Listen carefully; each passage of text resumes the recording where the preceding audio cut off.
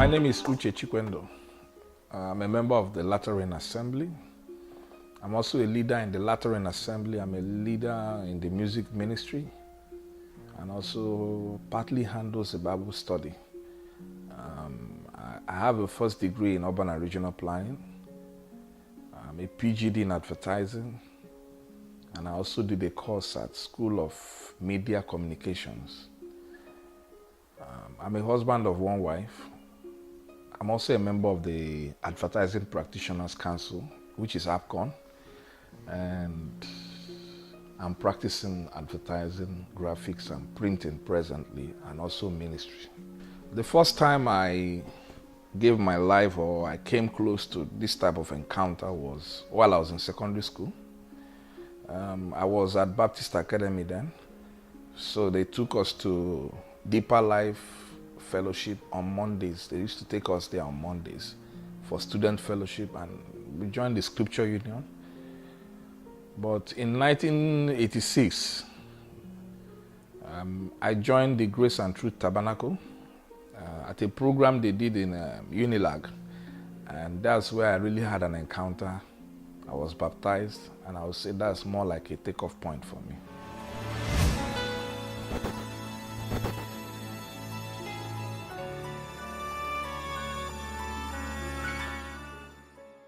So 1986, after I gave my life to Christ, I went back to campus and I joined the fellowship that believed in the same doctrine.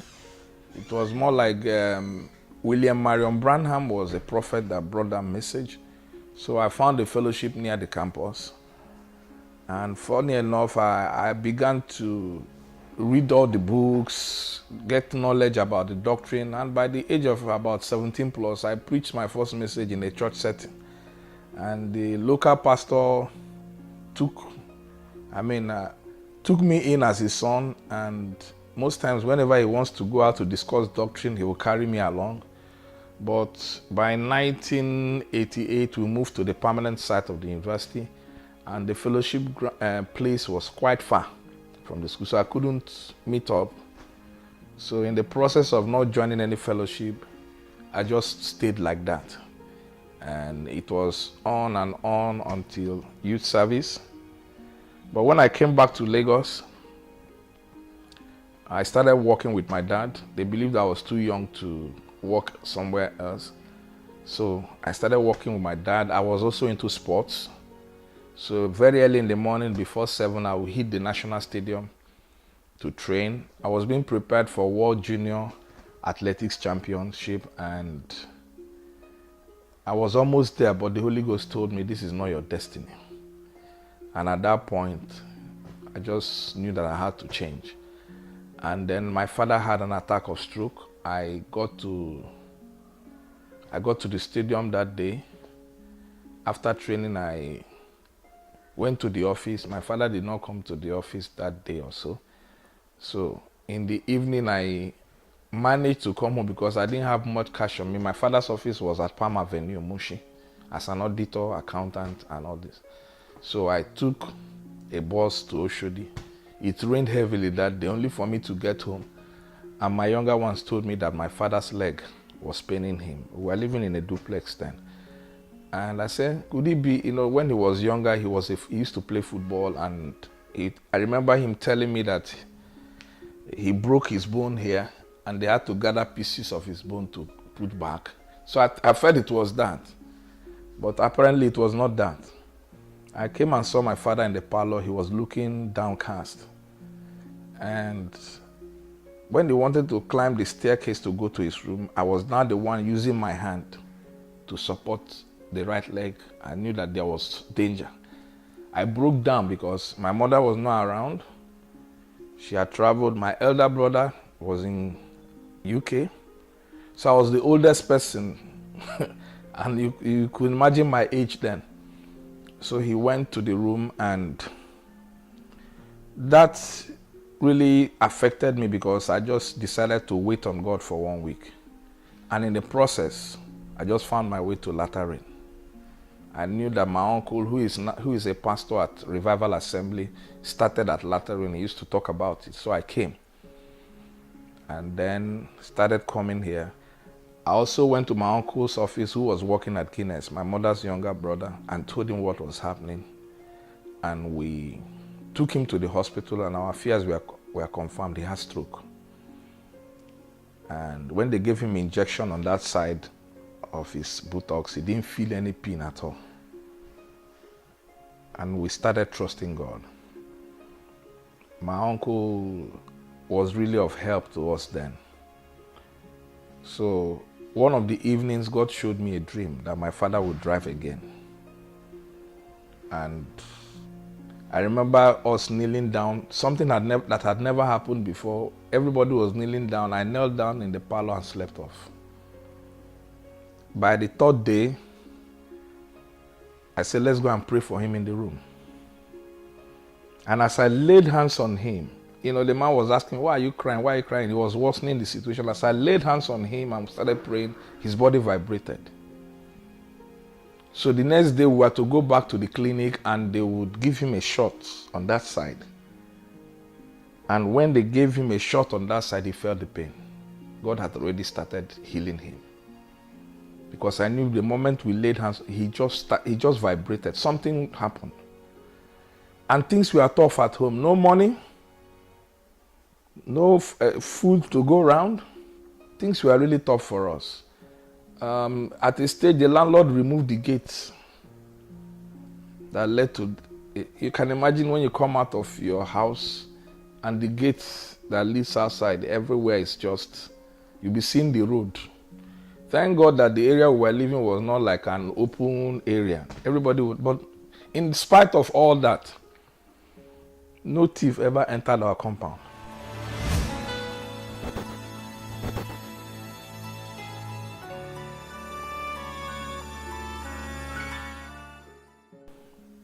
God healed my dad, and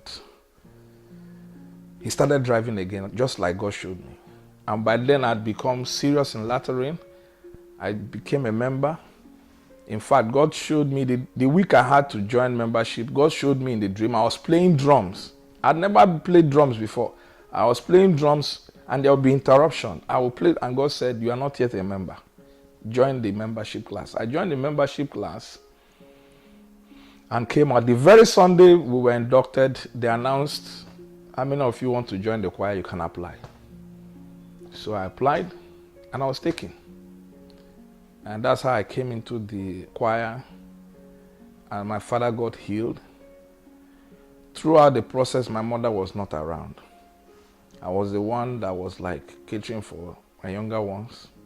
Of course, the business came to a standstill. Things were really tough for us. I had a friend then. His name is Tunde.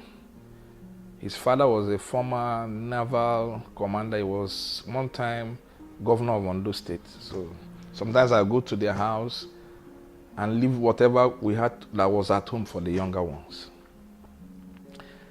And in the midst of all that, 1992, May, pastor declared fasting and praying in latter rain. This is how I started speaking in tongues. I had a dream. A friend that was supposed to take me to somewhere. I thought he was taking me to a good place. He took me to a place where I was exposed to skeletons. And he ran away. And when I saw the skeleton, I started speaking in tongues instantly, and the skeleton became powder and collapsed. I woke up speaking in tongues. So it was not like somebody would say Rababa, say Rababa. No. God gave it to me direct. And I saw the impact in the dream. And I believe it's the same impact that it's still having today in the spirit realm. That was how I started speaking in tongues. Then in 1994, in fact, I gradually started leading praise worship. There was a day I was to come to lead praise worship during midweek service, and the landlord, because we were owing, came and harassed, and of course he met me. After serious harassment, I was still expected to come to church and praise God. But I don't know how God wired me up. I have a way of just separating some things and moving into God's business. And people did not know how I was living until a woman dropped me at home one day. He said, he just saw that the house didn't have gates. It was twin duplex. In fact, that encounter of taking away the gate led to the man, one commissioner of police that was living with us then, to give his life to Christ. He was an Olumba member, but he gave his life to Christ and started coming to Lateran Assembly. So that's how we went to crusade in Abeokuta. And God did not show me anything about our house incident until the last night when the crusade had finished. And God showed me how things were in that place, how my people have moved even before my coming back. And as I was coming back, God said, look at your left. When we got to Ojokoro, he said, this is where you're coming to. And that was where we came to and lived for a while before my father passed on later, which was much, much later, because he passed on in 2002. And we lived in Ojokoro from 1994 to 2002. And in the process, I had to find a way of working with an agency. That's another kettle of fish because the agency was not really paying us. It got to a stage when you need to collect pay. They will tell you to write IOU. Things were really tough for us there. And they now moved my office to the island. Oh, that made it worse. But then there was a guy in our church that was working with UTB. So when the staff boss comes, I'll follow them to Obalende before going to Great Nigeria House. That was how I was surviving then. But things were really tough. When I told my parents that I was resigning from that job, they thought I've stocked money somewhere. There was no money, home and abroad. Until I went, the first business I had, first major business, I went to a company, Qualitech, roofing sheets, and while we were having a midweek service here, God gave me a message with their name as an acronym. So I formed a word and asked, then I was not into graphics yet. I asked a friend to design the cover, the Christmas card for me, but put the message inside. And I went, and at the end, I was given the job to do their Christmas card. Not even my design, but the man said, these are the designs that the agency did for us, but we want to use your inside. So choose one for us. And I chose a design, and they said that was the one they chose, everybody at their management meeting. They said, go and make alterations and do the job. And I had a major challenge. The admin manager stood up and came to me and said, I have to settle them. And I had not done such, and I said, sorry, sir. Let me do the business first. That's just what I told him. That was not okay for him. He went and called his friend, who is a printer, to quote for the job. Of course, he has seen my quotation, and he gave the man the price, and so he brought a lower quotation. So the MD said by 6 p.m. the next day that they would decide. I prayed one prayer when I was leaving that place. I said, God, just like you demobilized the army of Pharaoh until the children of Israel crossed the Red Sea, this man will not show up until this decision is taken. We were there till 6. The MD said, called us in and told the admin, your man didn't show up. Oh. He said, Uche, can you do this thing at this price? I said, yes, sir. He wrote check, say my bank works on Saturday. Where my bank then? Go and cash this check. As if he knew I had nothing.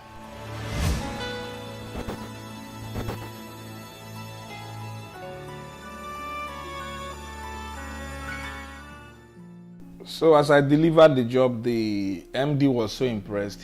His friend who had lost the mother, Dr. Degbami in Ogun State, Abeokuta, he connected me with that one, and that one said I should face Abeokuta that day. And I went and collected the job. And then the calendar, I gave it to the man that has been helping. I was subletting jobs then. I gave it to the man, and the man gave me a price that I couldn't, if I do the job, I will not have anything. So I took my job from him without knowing where to go next. And the man from Abeokuta was threatening that if I don't deliver before Christmas, I'm in trouble. The first job was for his mother's burial, which I did. Then based on what I did then, he came for Christmas card, calendar. Christmas card was not a problem. The calendar became an issue. And that was the turning point of my business. That night, as I took the job and got home, I didn't know what to do. As I slept, I had a dream. And in that dream, I was walking like a production, and I saw two hands, white gloves, but I didn't see the head, I just saw the two hands walking with me, and God said, this is what I will use to bless you. I will work with you in this business. And the next day I set out. Went to a man that I used to know who is a lithographer, and he helped me to handle the color separation. I bought my paper, bought everything, and went to a press, a major press, so I didn't want disappointment. They printed the job. I took it to where finishing was done, and when people saw the job, they were amazed. It looked like I've been in printing for years. And I met his deadline. So around Christmas time, people were enjoying. I was going through hell, going through Nikma and Shomolu, trying to just get something done. But that dream became a platform for deep conviction for me. He said, I will work with you. And that was how I started venturing into doing direct printing jobs. Then I had not done graphics. So I started handling printing jobs until one day, the person that used to do graphics for us, near Awolowo, I had a job to do. I sat down from morning till night. She didn't touch my job. And I was very sick that day. I just went to the middle of the road, Awolowo, near Airport Hotel. I was just shedding tears. And the moment I made up my mind, I'm going to go into this graphics. So there was a friend we had then, Kingsley, at Alade Shopping Complex. I started going to their office. They have a computer that is spare, so I'll pay for 1 hour or 2 hours. I'll be playing around, walking, trying to do something. And that was at that point, Clarence Paris on Victoria Land called me and gave me a brief. And when I finished doing the design, she liked it. And I was surprised, because it was really classy, and she gave me the job. I did it. And then I started seeing that if I have a job to do, I'll give the design to another person to do. Then I'll do my own design. When I present the two designs, they'll pick mine. It kept on happening. I said, oh, so what am I doing?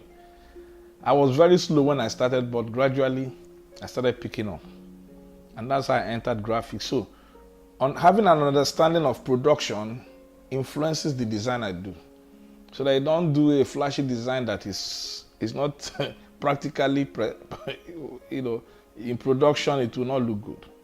That's how I came into graphics. And God has been helping me since then.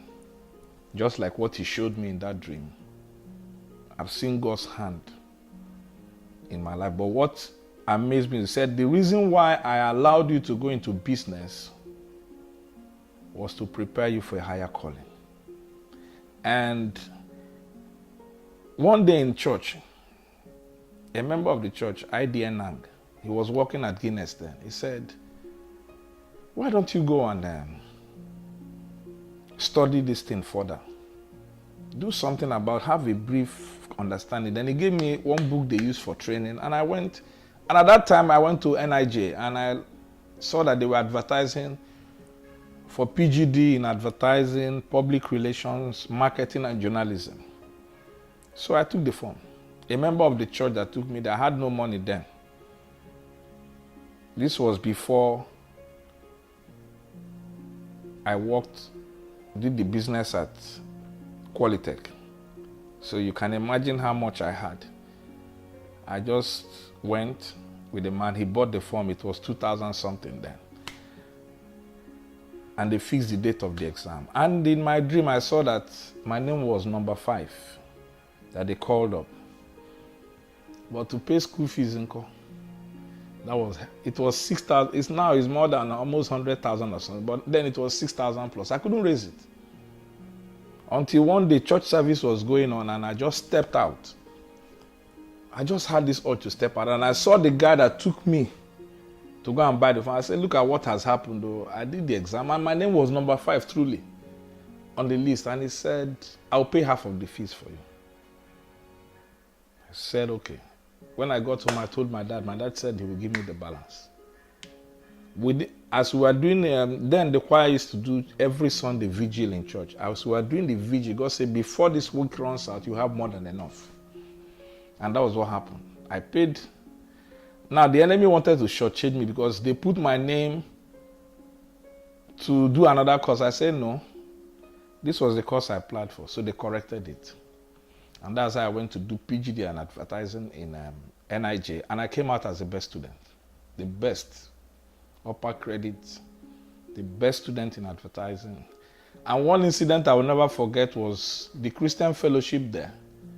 I didn't know how they just, we were going to do a major program for the year, and God told me that we are going to use the main hall in the school.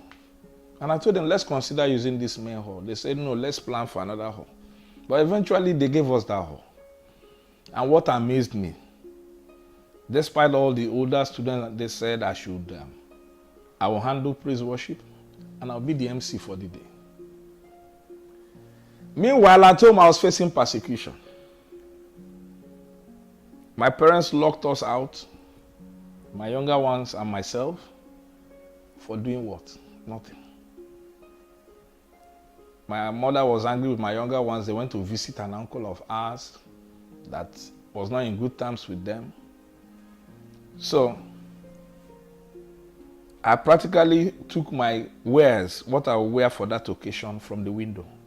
I slept out, I was locked out for about 3 or 4 days. But and many people had not seen me minister, but they were shocked. The way I packaged the program, handled it, both MCO and praise worship, they were dazed. But that was God glorifying himself. And that was how that phase passed. And I thank God for that process also, because he made me have a lot of faith in God.